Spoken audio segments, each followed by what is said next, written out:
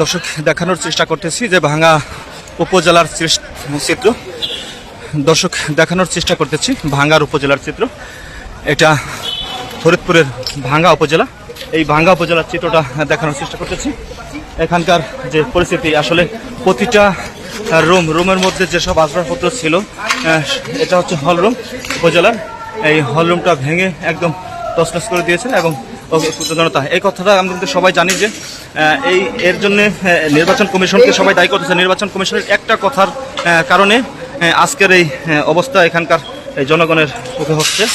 আমরা দেখা যাচ্ছে প্রতিটা রুমে কিন্তু এই ধরনের আক্রমণ হয়েছে, প্রতিটা জায়গায়।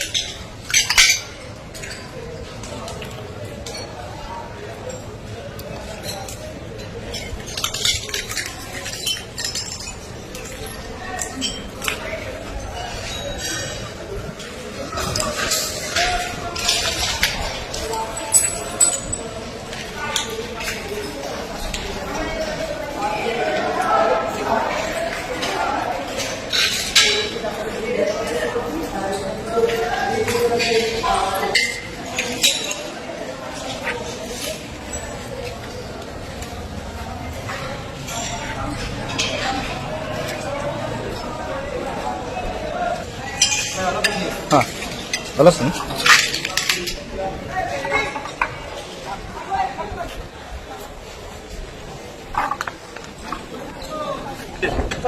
ঠান্ডা